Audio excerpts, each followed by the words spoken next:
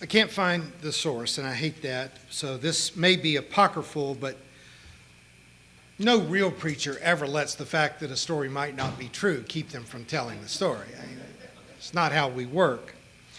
But I recall hearing that in Greek literature there was a conversation between a young idealist and another philosopher. And this idealist was trying to formulate a view of democracy that did away with classes, where everyone had the same thing and people had the freedom, the liberty to pursue whatever it was that was their life calling, whether that was to be a poet, a musician, a writer, an artist, or a philosopher. And his conversation partner asked him, "But who will plow the fields?" And he seemed surprised by the question. He said, "Well, the slaves, of course." Which can strike you as being funny in a sad way, except for the fact that the much admired collection of old white men who wrote our Declaration of Independence and the Constitution of the United States talked about freedom and liberty and justice for all, while most of them were slave owners. 12 of our first 18 presidents owned slaves. And that is not because there was not considerable conversation about how wrong it was for one person to literally own another person. You look at the writings of many early American philosophers, and they were decrying the institution of slavery. But right up to the Civil War, even people like Ulysses S. Grant, who was the general in charge of the Union armies, at the beginning of the war, Ulysses S. Grant still owned 5 slaves. George Washington owned more than 300. Thomas Jefferson nearly 200. And these were our early articulate authors of American freedom, liberty, who also kept a few hundred people in chains back at the house. Just within the past few years, the NAACP, which exists to promote civil rights for minorities, was officially opposed to same-sex marriage, right up until Vice President Joe Biden said that he favored same-sex marriage, which then immediately turned the TV cameras on President Obama, who finished his years-long evolution, if you are willing to believe that, and he favored it. And as soon as President Obama said that it was okay with him, the NAACP did a complete flip-flop on their years of opposing homosexual rights. And then every Democrat who had hedged their bets right up until 2014 or 2015 suddenly finished their evolution and became in favor of gay rights. And here, men and women, is my philosophical issue of the day. There is a huge difference between knowledge and wisdom. The ethical facts about slavery were available to Presidents Washington, Jefferson, Madison, Monroe, Jackson, Van Buren, Harrison, Tyler, Polk, Taylor, Johnson, and Grant, but the facts did not make them wise. The facts did not compel them to live different lives. The medical and psychological facts about sexual orientation have been readily available to anyone who has an opposable thumb and is able to stand up straight for 40 years. But it has taken a long time for civil rights to come to the gay community. A long time for factual knowledge to become social wisdom. Methodists still don't have it? Is that what you said, Mel? I want this to go on video. Methodists, it's time to wake up, brothers and sisters. And there's some Presbyterians right there with you, and the UCC and Disciples and some other. UCC's doing pretty well. When I finished my graduate school education and moved to Louisville, Kentucky to become the pastor of a church, I was a pipe smoker. My first degree was in philosophy, and if you got a degree in philosophy in the 1970s, you had to smoke a pipe. That was just, we smoked in class. It was something you had to do. But in 1985, you not only smoked in college classrooms, I was a pastor. I smoked while I made my hospital visits.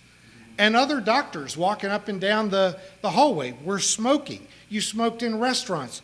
We smoked in airplanes. There were only two places you were not allowed to smoke: during a worship service in the sanctuary and in an elevator. And if you understand the difference between a pipe and a cigarette, you can't just put a pipe out, so I also smoked in elevators. Medical professionals have been warning us about the health hazards of tobacco since I was a baby. But information alone did not change our society. My favorite uncle was dying of emphysema, a tobacco farmer in rural Kentucky. And every time a doctor told him he needed to quit smoking, he took decisive action and found another doctor. And he changed doctors a dozen times in the last 4 years before he died of emphysema. I took my first flight to England in 1995. This is, 20 years ago. And was shocked to discover that smoking was still allowed on international flights in 1995. Rows 1 through 30 were non-smoking. Rows 31 through 50 were smoking. As if smoke was not going to find its way in an airplane from row 31 to row 30. We had a very bizarre notion of physics in those days, that smoke stayed where it started. Information about the hazards of smoking and of secondhand smoke had been a part of cultural knowledge for 2 generations before it became illegal to smoke virtually anywhere other than a tobacco shop or a casino for some reason. Casinos have managed to avoid all the laws relegating smoking to outdoors, just so we can prove the point that enough political contributions can make anything untrue, that secondhand smoke is dangerous unless you happen to be in a casino that makes political donations to state officials. There, it doesn't cause cancer. One of my favorite pet peeves is how dietitians are constantly labeling everything that I love to be a cancer-causing agent. Years ago, we were told that coffee caused cancer, but what researchers at that time period did not take into account was that in most American homes, your first cup of coffee was accompanied by your first cigarette. And they recognized that coffee drinkers had a higher rate of cancer than non-coffee drinkers. They didn't even take into account the presence of smoke. Once they realized that you do the test with coffee drinkers who were non-smokers, now they say as long as you don't drink more than 2 cups a day, it actually prevents cancer. And I know that all of you are not coffee drinkers, so I have my 2 cups, and then I have 2 cups for you, and 2 cups for you, and 2 cups for you, because I'm on your side. All of which is to point out that facts do not equal wisdom.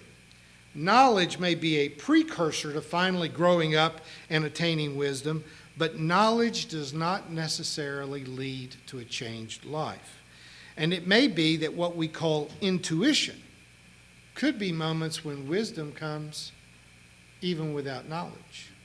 Sometimes people just feel their way into the right thing. Psychologists tell us that virtually every child abuser was abused as a child.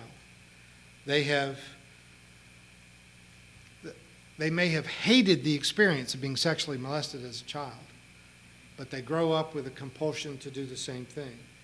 Virtually everyone involved in domestic violence, every wife beater in the world, grew up in a house seeing his mother be beaten. And yet, not everyone who is molested becomes a molester. Not everyone who saw their mother being beaten grows up to beat their wife. Whenever we see the cycle of abuse ending, someone has been able to intuitively gain wisdom that transcended the information that they had been given as a child. They were trained to live one way, but they intuitively knew it was wrong.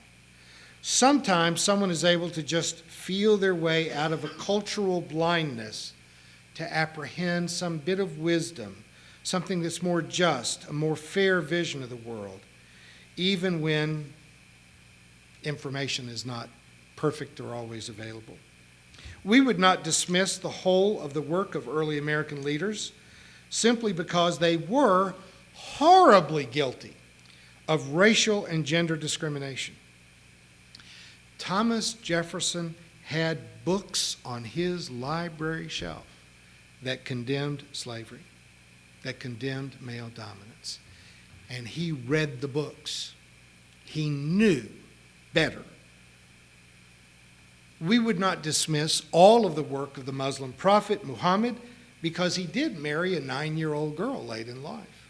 And there were lots of people in his culture who condemned him for marrying a 9-year-old girl. It's not that everybody thought that was okay, but it was legal and it was done. You see the debate about child marriage even in the pages of Shakespeare. But like slavery and gender discrimination, the availability of the information did not change social norms for centuries. People kept doing what they knew was wrong for hundreds of years. Thomas Jefferson was an inventor, an architect, an agricultural scientist, a statesman, and a philosopher who not only owned slaves, but who sexually took advantage of them and fathered a family with a female slave. The former does not excuse the latter, but we cannot ignore the virtues of someone because of their grotesque failings. We don't dismiss the significant accomplishments of Martin Luther King Jr. just because he had affairs, although he had a lot of affairs, and many of those relationships were truly exploitative. John Kennedy kept the United States out of a nuclear war. You have no idea how close we came to a nuclear cataclysm. But in his private moments, he not only was a philanderer, he was abusive and sadistic to the women who were his lovers.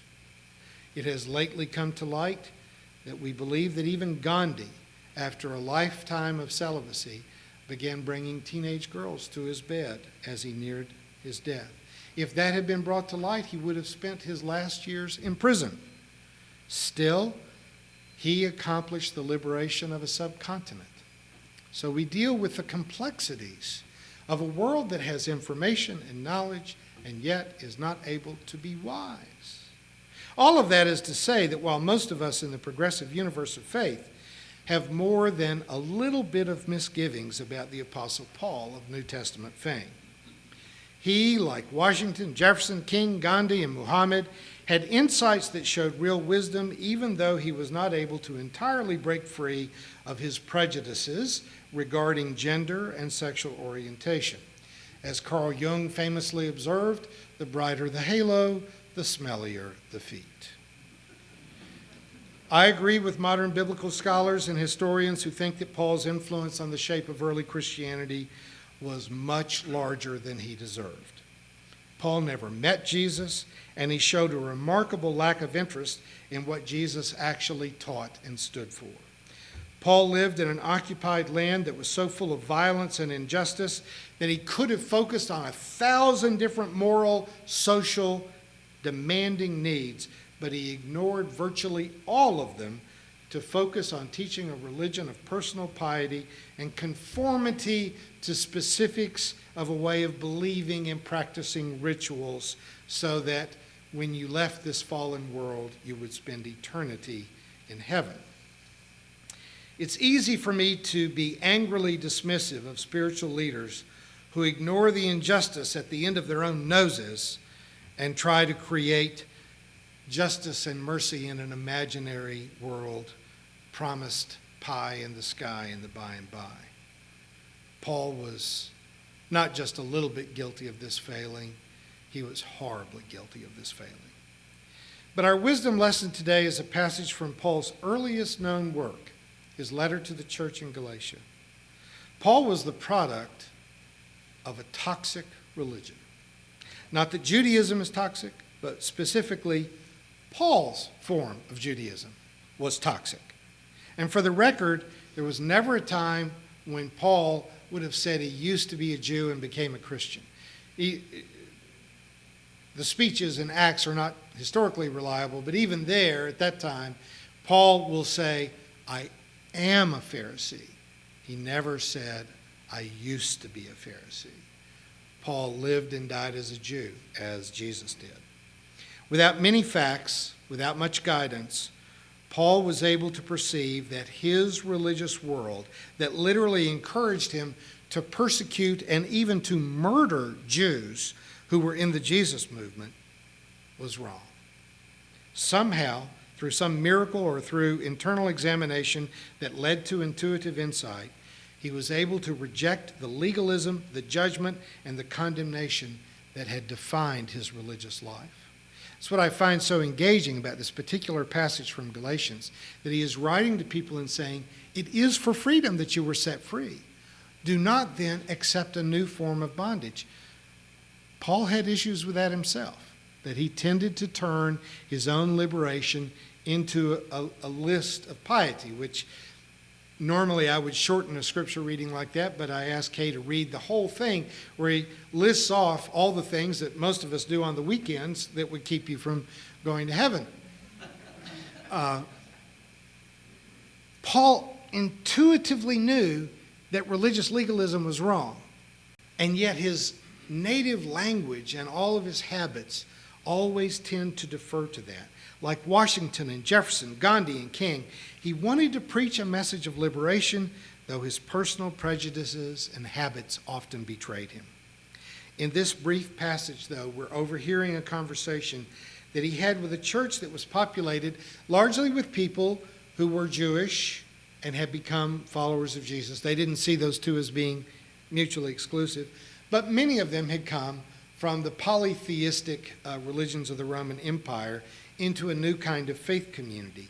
And evidently, the church in Galatia was Paul's first solo act. He had been a part of starting other churches, but Galatia was the first time that Paul could say, my fingerprints are all over this one. I started this one. And a few weeks, he was there for a couple of years, and after he was gone, he gets word that they were dividing against each other, and some of the church members were judging other members. Though he could often not see his own legalism, he could see it in them. And he writes this sentence that I think deserves to be chiseled into stone over the chancel of every church in the world. It is for freedom that you have been set free. Do not then accept another form of bondage. Now, I'm not interested in becoming an apologist for Paul. I've got too many differences with him to do that. I'm pretty sore about some of the stuff that he was just plain wrong about. And I resent how much influence that he had on the way the Jesus message was preserved. And I disagree with some biblical scholars. I think because Paul's work was so prevalent and so much before the Gospels were written, I think even the Gospels were written under an umbrella of Paul's influence. Now, it'll be fun. One day we'll get Dr. Hedrick here, and he and I will have that debate in front of you. But I think that we have virtually no information about Jesus that was not filtered through a Pauline worldview. And Paul never met Jesus, never heard him speak, and had no idea what Jesus was about. But still, it is up to us to applaud what Thomas Jefferson and George Washington and Gandhi and Martin Luther King did right without just condemning them for what they did wrong. And I think we have to do the same thing with Paul. I think this passage shows an early point in his career when the lights were coming on, when he realized that real faith was a matter of how we live and not how we believe. And he was able to at least begin to see the ways in which we have dismissed one another and discounted the value of other people as just being plain wrong. I'm not happy with how slow the pace of change was, but I am happy that now if you're a Democratic candidate for president or if you're a leader of the NAACP, that you are acknowledging the importance of the civil rights of gays and lesbians. And I feel that we may be seeing the final days of the formal Republican institutional prejudice on this front. We just need to have a few more funerals, and even the Republican Party will come into the 21st century. Last week, our nation suffered through another horrible tragedy when a lone gunman killed nearly 50 gay people for no apparent reason other than that they were gay. But, and It's hard to find a silver lining in this event. But when the police showed up, they showed up to defend the gay people. 50 years ago, when the New York City police raided the Stonewall nightclub, the police were coming to arrest the gay people for being gay. Now, it's taken 50 years, but now the civil rights of the gay and lesbian community are a part of the protection of the police force rather than an object for violence and civil arrest. So we cannot turn a blind eye to the fact that though the arc of the moral universe is long, as Martin Luther King says, it bends towards justice. Not very fast, but it does bend towards justice. It's taken a lot of work, a lot of protests, demonstrations, sermons, and speeches, and about 40 years of waiting. But gay rights are now so firmly rooted in society that I think we can claim victory. It's not over, but the victory is in. The fix is in. We know how this is going to end. But there are moral fights yet before us that may even take longer to change. You know, because you've heard me talk about it, that there are people crowded into tiny jail cells just 4 miles from where we're sitting right now. They are so tightly packed into those cells that they literally cannot even walk back and forth for exercise. One has to sleep on the floor while 2 sleep on benches. Another might have to sleep on the floor as well. And when there's 4 in a cell, they literally have to lean up against the toilet. And you can imagine, you know, a lot of us lived in dormitories where there were shared toilets, but you weren't in the room with them. You literally make your toilet with 3 other people right next to you all day, every day. They receive absolutely no fresh fruits or vegetables. If they get a chance to exercise at all, it is walking around inside tables for an hour. And if they get to make a phone call, they have to pay $7 to make a phone call. And, you know, it obviously doesn't cost $7, but they are literally being used the way we use chickens and pigs and cows to make money for the county. Our nation's founders exploited African Americans because of the color of their skin. Our own generation has discriminated against gay people because of who they loved. Our present state and county governments, in many instances, our federal government, is treating human beings with less dignity than is afforded a dairy cow. It's not only happening right under our noses, but we are paying for it. We are paying for it with our taxes. And I'm having a very hard time getting the media or our city government or our jailers themselves to care. There's a difference between knowledge and wisdom. We know the facts. We know this is wrong. We know it's immoral. I'm not a lawyer, but I think it's even illegal. Sometimes you can feel how wrong something is, even without having the facts. But what do we say about a society that has the facts and still doesn't care? Does it have to be a 100-year-long project? Will it take 2 generations for knowledge to become wisdom? Or can people of faith act faster than that? There are people who are incarcerated under false charges, but they are being caged like animals for months awaiting trial, ignoring the fact that justice delayed is justice denied. David's granddaughter has been in the county jail for more than 2 years. The 75-year-old man I'm visiting who's in jail for having grown pot has been waiting for 17 months for his pot case to come to trial. There are people who are jailed, who are old and sick, and who pose no threat to society, who could be on house arrest, but they are being kept in a cage because it generates income for the sheriff's department. There are hundreds of thousands, if not 1 million people in jails and prisons for nonviolent drug offenses for which they may have needed medication or treatment or counseling, but they have absolutely no business being in jail. All of these people are waiting for public knowledge to become a civilization's wisdom. How long will it take? Amen. You've been watching a progressive Christian video from the Community Christian Church of Springfield, Missouri.